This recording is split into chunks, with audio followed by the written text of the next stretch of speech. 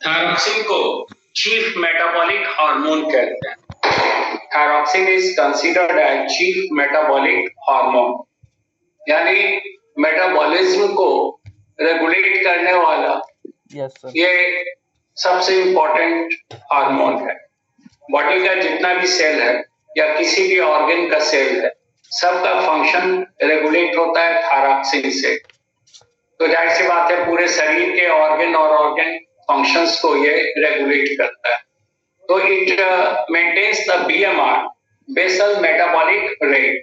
Basal कहा जाता है मिनिमम, यानी जिंदा रहने के लिए कम से कम कितनी एनर्जी चाहिए और उस एनर्जी को रिलीज करने के लिए सेल की क्रिया कम से कम कितनी होनी चाहिए, दैट इज कॉल्ड बीएमआर। तो बीएमआर मेंटेन रखता है। अब मेटाबॉलिज्म में हम लोग जानते हैं हीट भी रिलीज होता है।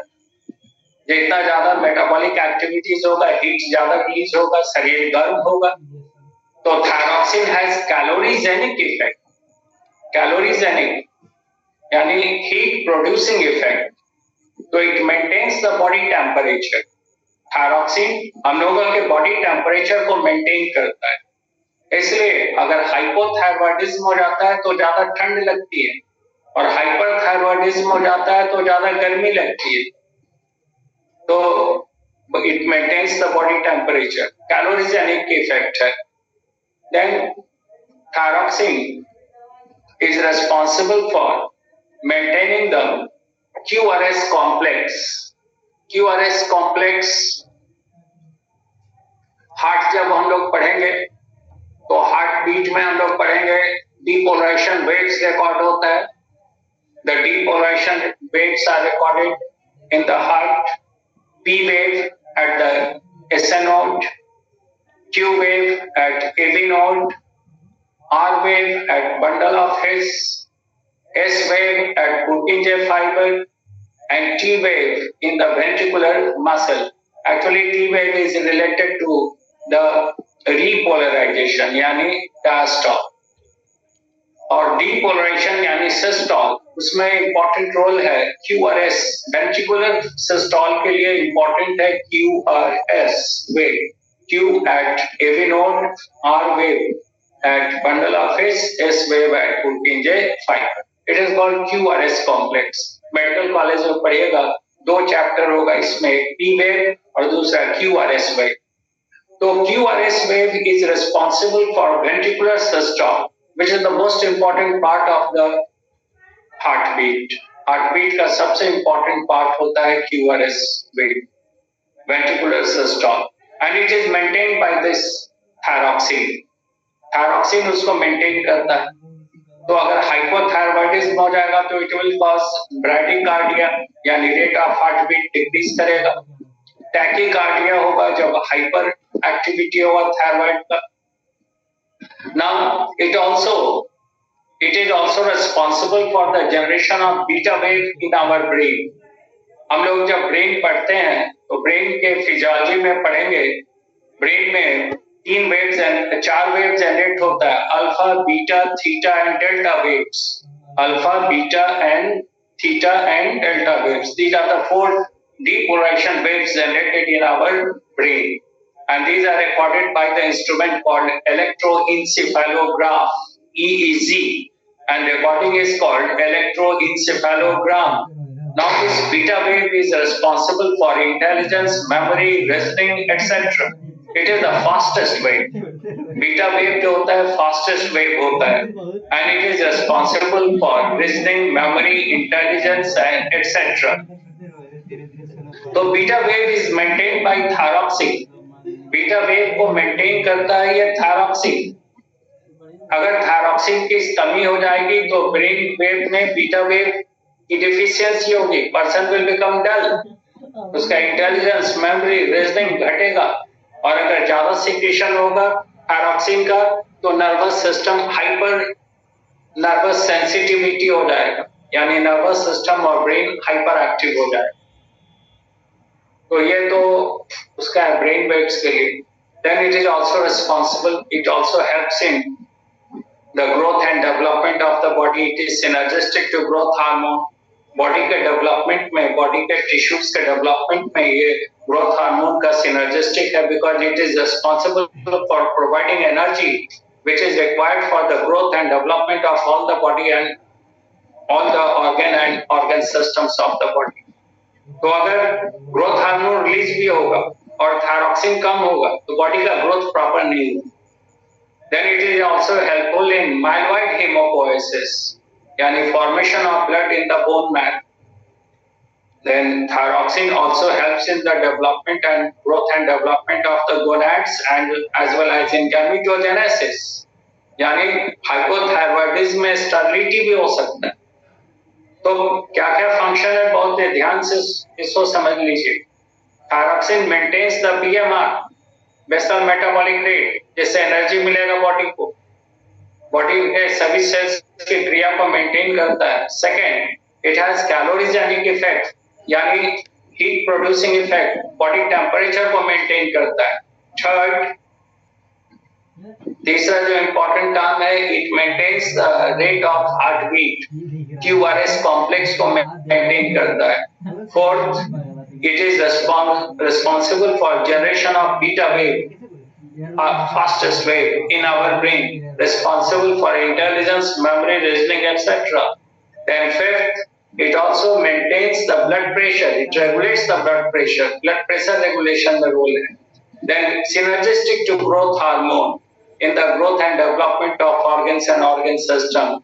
Then seventh है, helps in myeloid hemopoiesis. Eighth है, helps in the growth and development of gonads as well as in gametogenesis. So these are the important functions of thyroxine. अब अगर हम लोग कहें कि थायराइड ग्लैंड के हाइपो और हाइपर एक्टिविटी से क्या होगा, तो पहले हम लोग देख लें hypo activity of the gland. Thyroid gland जब हाइपो एक्टिव हो, कम काम करे, बिफोर प्यूबर्टी, प्यूबर्टी के पहले अगर थायराइड कम काम करे, सेक्सुअल मैच्योरिटी के पहले यानी बच्चे में, तो इट कॉजेस क्रिटिनिज्म, इसको क्रिटिनिज्म कहते हैं. और अगर बड़े में ये हाइपो एक्टिव हो गया एडल्ट के बाद, एडल्ट में, तो this causes myxoedema, which is also called Gull's disease, myxoedema और गर्ल्स डिजीज.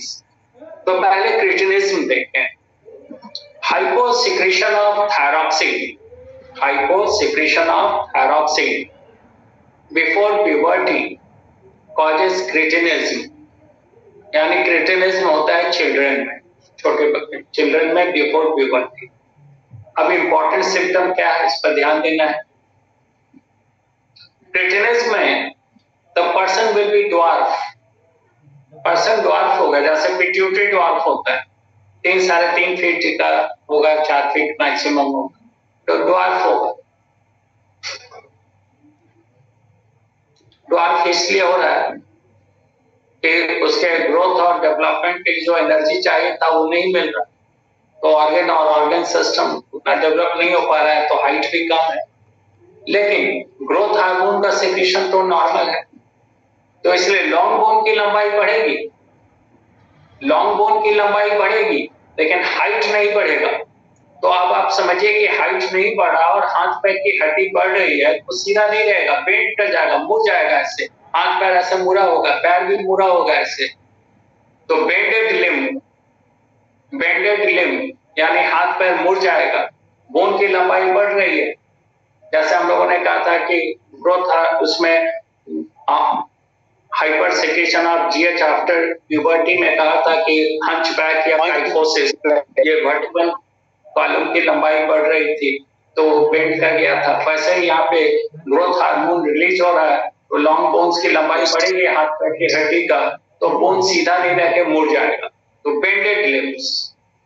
दूसरा पॉट बेलीड, पॉट बेलीड यानी पेट उभरा हुआ रहेगा, जैसे बर्तन होता है वैसा पेट आगे ऐसे से उभरा हुआ रहेगा बच्चे का, pot bellied. Club shaped finger, उसमें क्लब लिखा हुआ है, पी, क्लब, CLUB, उसको ठीक कर लीजिएगा. क्लब, क्लब मुग्दर को कहा जाता है, जैसे जिसका आप देखिएगा ये आगे की ओर पतला, सॉरी आगे की ओर चौड़ा और पीछे पतला, हम लोगों का फिंगर देखिएगा तो पीछे चौड़ा है, ये चौड़ाई ज्यादा है और ऊपर पतला है, लेकिन क्लब शेप्ड फिंगर कहेंगे तो ऊपर चौड़ा होगा और पीछे नीचे पतला होगा, मुक्दर के जैसा जो पहलवान वगैरह एक्सरसाइज करते, तो जहां पकड़ता है वो पतला होता है, दूसरी ओर चौड़ा होता है। तो फिंगर क्लब शेप, आगे की ओर चौड़ा और पीछे पतला। Thick and parted lips, lips काफी थिक होगा और पार्टेड यानी दोनों एक दूसरे से अटैच नहीं होगा। तो कंटिन्यूअस सैलिवेशन, माउथ से सलाइवा बराबर रिलीज होता रहेगा। Continuous salivation, saliva will be continuously releasing out from the mouth. Idiotic look, idiotic look इसलिए कि बीटा वेव जनरेट नहीं हो रहा है ठीक से, तो इंटेलिजेंस मेमोरी वगैरह नहीं होगा, तो idiotic look. BMR decreases by about 50%. Basal metabolic rate 50% कम हो जाता है। अगर 50% घट जाएगा एनर्जी तो जिंदा नहीं रहे, that's why it is better, इसमें डेथ हो जाता है। BMR decreases by about 50%. Blood pressure कम होगा, bradycardia, heartbeat, rate of heartbeat कम होगा। बीटा वेव नहीं होने से इंटेलिजेंस तो नहीं है। बॉडी टेम्परेचर कम होगा, ससेप्टेबल टू कोल्ड, ससेप्टेबल यानी सेंसिटिव टू कोल्ड, उसको जरूरत से ज्यादा ठंड लगेगी। गोनैड्स वगैरह पुअरली डेवलप्ड होगा और ये बच्चा सर्वाइव नहीं करता। पिट्यूटरी ड्वार्फ में हम लोगों ने कहा था कि वो सर्वाइव करता है, नॉर्मल लाइफ लीड करता है, but cretinism is absolutely fit. Thyroxine की कमी से, थायराइड के हाइपो एक्टिविटी से जो ड्वार्फिज्म है उसमें बच्चा का डेथ हो। तो फिर से सुन ले, cretinism in children, short height या dwarfism with bended limb bones, हाथ पैर की हड्डी मुड़ जाती है। देन पॉट बेली, पेट वाला हिस्सा आगे उभरा रहेगा, pot Bailey, thick and parted lips, continuous salivation, idiotic look, because beta wave generate नहीं हो रहा, इंटेलिजेंस नहीं है। Bradycardia, decrease, abnormal decrease in the rate of heartbeat, low blood pressure, metabolic rate decreases by about 50%, energy 50% से भी कम हो जाता है। उसके अलावा ब्लड में हीमोग्लोबिन की कमी होगी, ब्लड प्रेशर कम होगा, गोनैड्स डेवलप नहीं होंगे, तो इस तरह का बच्चा सर्वाइव नहीं करे। Cretinism is absolutely fatal. अब दूसरा देखें मिक्सीडेर्मा, which is also called Gall's disease. गल ने इसको स्टडी किया था। अब ओडेमा वर्ड जब हम लोग यूज करते हैं तो एक्सेसिव एक्यूमुलेशन, अब excessive accumulation of fat, that's why it is called myxoedema. देखिए, थायरॉक्सिन का प्रोटीन मेटाबॉलिज्म पे कैटाबोलिक इफेक्ट है, यानी it helps in utilisation of protein. Carbohydrate में भी कैटाबोलिक इफेक्ट है, it helps in utilisation of carbohydrate और ब्लड शुगर। लेकिन फैट के मेटाबॉलिज्म में इसका कैटाबोलिक इफेक्ट है नॉर्मल, लेकिन जब हाइपोसिक्रेशन होगा तो फैट का डिपोजिशन स्टार्ट हो जाएगा, फैट बहुत ज्यादा इकट्ठा होने लगेगा बिकॉज यूटिलाइज नहीं हो रहा है, तो स्किन के नीचे फैट का डिपोजिशन बहुत ज्यादा हो जाएगा, तो skin will become tight and painful, जगह जगह पे स्किन में स्वेलिंग हो जाएगा, उसके पीछे फैट का अमाउंट ज्यादा है, इसलिए इस कंडीशन को कहते हैं मिक्सीडेर्मा। मिक्सीडेर्मा, ओडेमा मींस एक्यूमुलेशन, फैट का एक्यूमुलेशन हो जाता है, skin becomes tight and painful, bulge कर जाता है, जगह जगह पे स्वेलिंग हो जाता है स्किन में फैट के डिपोजिशन से। और गर्ल्स ने इसको स्टडी किया। अब बाकी तो आप देख रहे हैं कि एडल्ट में हुआ तो हाइट तो कम नहीं होगा, तो height of the person remains the same, लेकिन BMR decreases by about 50%। Basal metabolic rate बहुत घट जाता है, एनर्जी बहुत कम मिलेगा, ब्रैडीकार्डिया, हार्टबीट कम रहेगा, बीटा वेव रेयर होगा तो इंटेलिजेंस, मेमोरी वगैरह का लॉस होगा, person will become mentally dull, low blood pressure होगा, उसके अलावा गोनैड्स पुअरली डेवलप्ड होंगे, person may become sterile, haemoglobin का परसेंटेज कम होगा। ट्रीटमेंट के साथ प्रॉपर ट्रीटमेंट करें एंडोक्राइनोलॉजी में तो पर्सन में सर्वाइव, इसमें सर्वाइव कर सकता है। प्रॉब्लम आएगा बट सर्वाइव कर सकता है ट्रीटमेंट अगर ठीक हो। क्रेटिनिज्म में सर्वाइव नहीं। तो मिक्सिडेमा इन, तो क्रेटिनिज्म का क्रेटिनिन कहने का मतलब ड्वार्फिज्म, तो वो छोटा होगा बेंडेड लिम्फ बोन्स। और मिक्सिडेमा में excessive accumulation of fat in the peripheral part of the body beneath the skin. Subcutaneous fat का काफी ज्यादा डिपोजिशन होगा पेरिफेरल पार्ट में, that's why it is called myxedema. So these two are the genuine problems related to hypoactivity or hyposecretion of thyroxine. But there are two other conditions which may be considered as more or less like hypothyroidism. तो इसमें एक है goitre, घेगा रोग कहते हैं। It is positive to the deficiency of iodine. इसका कारण होता है आयोडीन की deficiency, and the source of iodine is the top layer of the soil. Iodine मिलता है सॉइल के ऊपर वाले लेयर में, and the top layer of the soil is continuously eroded in the hilly areas and in the flood prone areas. जो पहाड़ी इलाका होता है या जहां बाढ़ ज्यादा आती है, सॉइल का ऊपर वाला लेयर टाइम टू टाइम हटता रहता है। तो वहां पे जो वाटर है या मिट्टी है या वहां डेवलप होने वाले प्लांट वेजिटेशन में आयोडीन की मात्रा कम होती है। तो वहां पे रहने वाले लोग जो खाना खाते हैं या पानी पीते हैं उसमें आयोडीन की मात्रा कम है। तो ऐसे एरिया को ग्वाइटर बेल्ट कहते हैं। एक वास्ट एरिया है, बहुत सारे हजारों लोग इसमें इसके लिए कारण अफेक्टेड होते हैं। वास्ट एरिया ग्वाइटर बेल्ट, जैसे बिहार में ग्वाइटर बेल्ट है, नॉर्थ बिहार गंगा के उस पार का जो एरिया है वो ग्वाइटर बेल्ट है, जहाँ पे फ्लड लगातार आता है। जहाँ दरभंगा हो उधर वो आप देखिएगा फ्लड आते रहता है और वहाँ पे सॉइल ऊपर से हटता रहता है। तो वहाँ पे बहुत ज्यादा चांसेस है कि आयोडीन की कमी हो। और घेगा रोग जिसको कहते हैं goitre, it is very common, बहुत कॉमन हो जाता है नॉर्थ बिहार गंगा के उस पार। तो ग्वाइटर में होता क्या है कि आयोडीन कम मिला, जैसे हमने कहा था कि लेवल होना चाहिए 1 माइक्रोग्राम पर 100 ml, अब उससे कम आयोडीन मिल रहा, शरीर को उतना चाहिए, तो थायरॉक्सिन का सिंथेसिस बढ़ाना पड़ता है to compensate the loss of iodine. Iodine के कंपनसेट करने के लिए थायरॉक्सिन का सिंथेसिस ज्यादा होने लगता है। तो थायराइड ग्लैंड का सेल्स ज्यादा काम करता है। हम लोग जानते हैं कि जब भी ग्लैंड ज्यादा काम करेगा उसका साइज बढ़ जाता है। तो थायराइड ग्लैंड का साइज बढ़ गया, गले में यहाँ स्वेलिंग हो जाता है जिसको घेगा रोग कहते हैं। और चूंकि ये थायराइड कम, आयोडीन कम मिल रहा है, इसलिए इसको थायरॉक्सिन ज्यादा रिलीज करना पड़ रहा है कि बॉडी को कम से कम मेकअप करे आयोडीन। लेकिन ज्यादा दिन अगर ऐसा रहेगा तो हम लोग जानते हैं हाइपर एक्टिविटी हो रहा है सेल्स का, तो सेल्स विल बिकम डैमेज।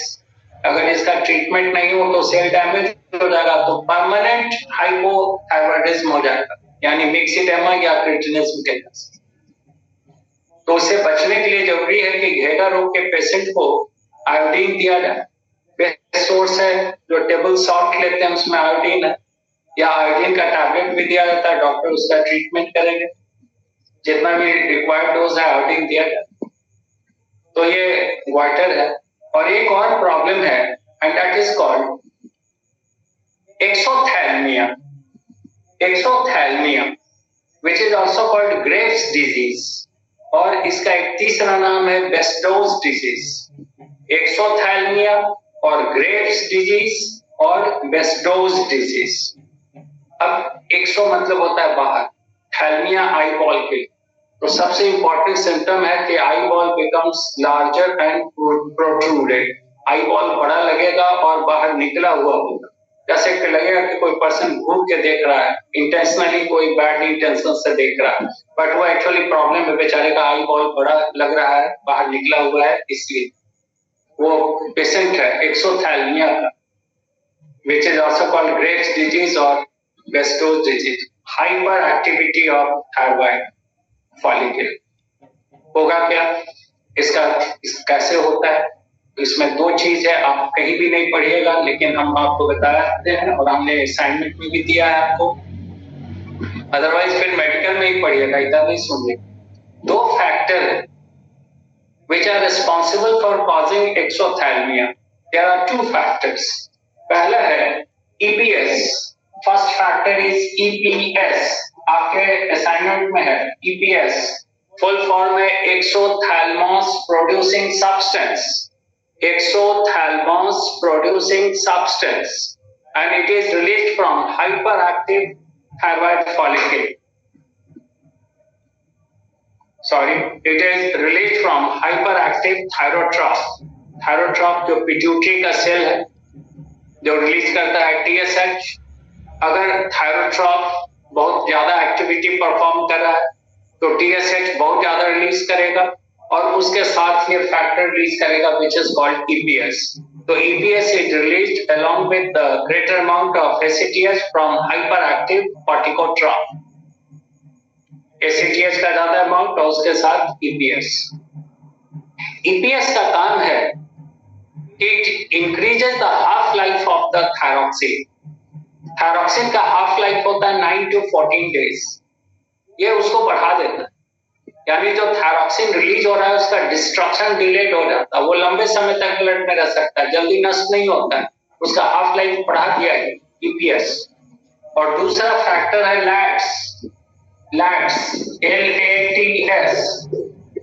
और नाम से आप देखिए मालूम हो जाएगा, लॉन्ग एक्टिवेटिंग थायराइड स्टिमुलेटर.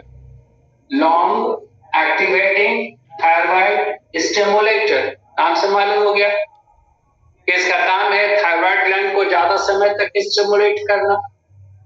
तो जब ये LATS is synthesized by the plasma protein, ये हम लोगों का जो प्लाज्मा प्रोटीन है उसी से बनता है और इसका निर्माण कराता है लिम्फोसाइट्स. लिम्फोसाइट हम लोग पढ़ चुके हैं WBC. तो लिम्फोसाइट का एक फंक्शन आज आपको ये मालूम हो गया कि lymphocytes synthesizes LATs, long activating thyroid stimulator from plasma proteins. और LATs का काम क्या है? ये थायराइड फॉलिकल को लंबे समय तक एक्टिवेट करे, लंबे समय तक एक्टिवेट करे, ज्यादा समय तक, तो ये ज्यादा हार्मोन रिलीज करेगा. तो एक तो देखिए लैट्स के प्रभाव में ये ज्यादा हार्मोन रिलीज कर रहा है, और जो हार्मोन रिलीज हो रहा है उसका हाफ लाइफ भी बढ़ गया, उसका डिस्ट्रक्शन भी देर से होगा, तो रिलीज भी ज्यादा होगा under the influence of LAT, और ज्यादा समय रहेगा under the influence of EPS जो रिलीज हो रहा है हाइपर एक्टिव थायरोट्रॉप से. नतीजा क्या होगा? ब्लड में थायरॉक्सिन लेवल जरूरत से ज्यादा बढ़ जाए. अब जब थायरॉक्सिन लेवल बढ़ेगा तो metabolic rate BMR will increase by about 100%. 100% increase in BMR. आप सोचिए कि बॉडी में इतना एनर्जी मिल रहा है, 100% इंक्रीज कर, हीट ज्यादा जनरेट होगा, तो हाइपरथर्मिया, बॉडी टेम्परेचर बहुत ज्यादा होगा. Person will be susceptible to heat, उसको गर्मी बहुत ज्यादा लगेगी. ठंडे में उसको एकदम नॉर्मल कुछ ठंडा नहीं लगेगा, एक शर्ट में भी रहेगा उसको ठंड नहीं महसूस होगा, लेकिन गर्मी में वो बहुत परेशान रहेगा बिकॉज उसका बॉडी का टेम्परेचर अपने ही ज्यादा. Then tachycardia, abnormal increase in the rate of heartbeat, beta wave becomes frequent in the brain. तो इसमें ब्रेन का हाइपर सेंसिटिव हो जाएगा ब्रेन. तो हाइपर सेंसिटिव होगा तो हर समय उसका ब्रेन उसका एक्टिव स्टेट में रहेगा. ब्रेन जब एक्टिव होगा तो बॉडी को कभी वो स्टेट नहीं रहने देगा. एक तो एनर्जी भी ज्यादा जनरेट हो रहा है, ऊपर से ब्रेन भी एक्टिव है, तो पर्सन बहुत ज्यादा वो एक्टिविटी परफॉर्म करेगा. एबनॉर्मल कहीं ना कुछ समय के लिए बैठेगा ना कहीं कुछ, वो हर समय वो कुछ ना कुछ करता रहेगा, हाइपर एक्टिव हो गया उसका बॉडी और ब्रेन. तो इट विल कॉज इंसोम्निया, यानी नींद की कमी हो जाएगी, इंसोम्निया, और भूख जल्दी लगेगी, पॉलीफैसिया, बिकॉज जो भी फूड ले रहा है तो यूटिलाइज हो जा रहा है मेटाबॉलिज्म में, तो बॉडी उसका लीन एंड थीन होता जाएगा, दुबला पतला होता जाएगा, वो तो वेस्टेज हो जा रहा है, बॉडी को के लिए फूड बचता नहीं है. तो पर्सन बिकम्स रेस्टलेस, इंसोम्निया, अनिद्रा, loss of body weight, body weight उसका कम होने लगता है। हाइपर टेंशन, ब्लड प्रेशर काफी बढ़ जाता है। हाइपर टेंशन होगा तो लीवर और किडनी का डिसफंक्शन, किडनी फेलियर हो सकता है। हार्ट का प्रॉब्लम हो सकता है, हार्ट में टैकीकार्डिया कंडीशन है, ब्रेन उसका काफी हाइपर सेंसिटिव है, नर्वस हाइपर सेंसिटिविटी कह सकते हैं। एनर्जी जरूरत से ज्यादा मिल रहा, 100% जिसकी जरूरत नहीं है 100% इंक्रीज हो गया। तो it is simply the wastage of energy, it is simply the wastage of the body and energy. Body हम लोग कहते हैं कि it is just like the storage battery which is non rechargeable. एक ऐसा बैटरी है जिसको आप रिचार्ज नहीं कर सकते। अब अगर उससे जरूरत से ज्यादा काम करवा रहे हैं, मेटाबॉलिक रेट जरूरत से ज्यादा रखते हुए उतना एनर्जी की जरूरत नहीं है, तो बॉडी का सारा ऑर्गन और organ systems hyper active state में, तो it will decrease the average life span of the person का लाइफ स्पैन घट जाए। गोनाडल एक्टिविटी बहुत ज्यादा होता है, बाद में वो स्टेरिलिटी कॉज करेगा, क्योंकि गोनाड्स डैमेज हो जाएंगे, तो person will become sterile, these are the problem। तो इसमें रेमेडी होता है, एंटी थायराइडल कंपाउंड्स में दिया जाता है। एंटी थायराइडल कंपाउंड में कैबेज, उसमें एंटी थायराइडल कंपाउंड जो है वो थायोयूरिया और thiouracil, thiourea and thiouracil, these two are very important anti thyroidal compound, जो थायराइड की एक्टिविटी को चेक करेगा, थायरॉक्सिन के सिक्रेशन को कम करेगा। And thiourea and thiouracil are abundant in cabbage, बंदा गोभी जो है उसमें ये बहुत ज्यादा है। अब अगर कोई नॉर्मल पर्सन रोज बंदा गोभी खाता है, कैबेज खाता है, तो ऐसे ही उसका थायराइड को कम कर दे। अब इम्तिहान के समय में खूब मिलता है सब हॉस्टल में, अब खा रहे हैं बंदा गोभी, पता चला कि एनर्जी चला गया, ब्रेन का फंक्शन ही ठीक नहीं। तो उसमें बहुत है, वो एंटी थायराइडल कंपाउंड है, थायोयूरिया एंड थायोयूरासिल, वो लिखा भी है, उसको देख लीजिए। और दूसरा है कि एंटी थायराइडल कंपाउंड देते हैं, और दूसरा है कि सर्जरी, थायराइड ग्लैंड को सर्जरी से थोड़ा सा काट देंगे तो हार्मोन का सिक्रेशन कम होगा। लेकिन रिस्क ये है कि आप देख रहे हैं कि थायराइड के लोग के ऊपर 2 पेयर्स ऑफ पैराथायराइड, जो हम लोग कल डिस्कस करेंगे, कल क्लास लेंगे इसी समय, तो कल पैराथायराइड पढ़ेंगे, तो आप देखिए 2 pairs, 1 pair superior, 1 pair inferior, and these parathyroids are embedded within the capsule of the thyroid, they are not visible externally। Parathyroid को आप ऊपर से नहीं देख सकते, वो छिपा हुआ है, धसा हुआ है थायराइड के कैप्सूल में।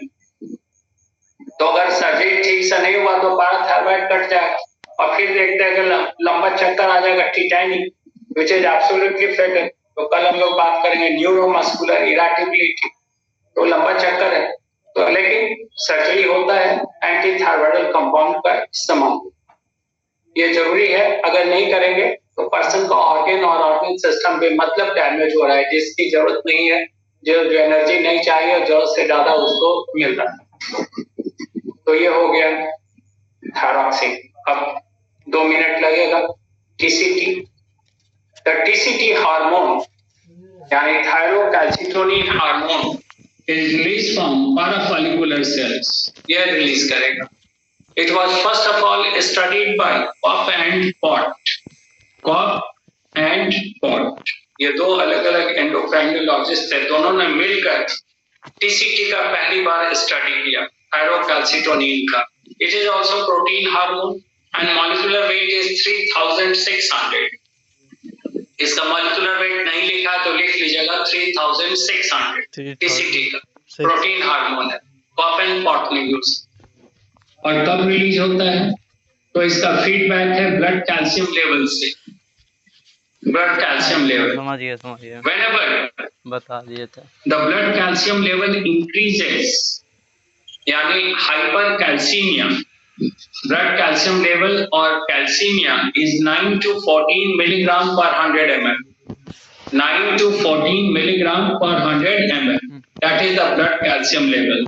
अब अगर हम लोग कह रहे हैं हाइपर कैल्सीमिया, यानी the blood calcium level increases above 14 milligram per 100 ml, then it will stimulate the release of TCT from the parafollicular cells, and the TCT will remove the extra calcium from the blood and will help in its deposition over the bone. ये इसको deposit कराएगा किसके ऊपर? Bone के। It is antagonistic to PTH, पहले भी बात किया अपन। That's all. तो ये हम लोगों ने डिस्कस कर लिया। अगर इसका हाइपोसिक्रेशन होगा तो आप समझ रहे हैं कि ब्लड कैल्शियम लेवल बहुत बढ़ जाएगा। तो ब्लड कैल्शियम लेवल बहुत बढ़ जाएगा तो उस पर फिर आगे बात करेंगे हम लोग पीटीएच में। थायराइड पढ़ेंगे तो पीटीएच में बताएंगे। तो ये हम लोगों ने डिस्कस कर लिया आज थायराइड। हम समझते हैं सब क्लियर हो जाएगा। आप पढ़िएगा उसको, असाइनमेंट को। तो पिट्यूटरी और थायराइड ये तो इम्पोर्टेंट ग्लैंड कंप्लीट हो गया है, और कल हम लोग पैराथायराइड पढ़ लेंगे, और फिर हो सकता है समय तो स्टार्ट करेंगे एड्रिनल। और अब तो छठ की छुट्टी 3 ही दिन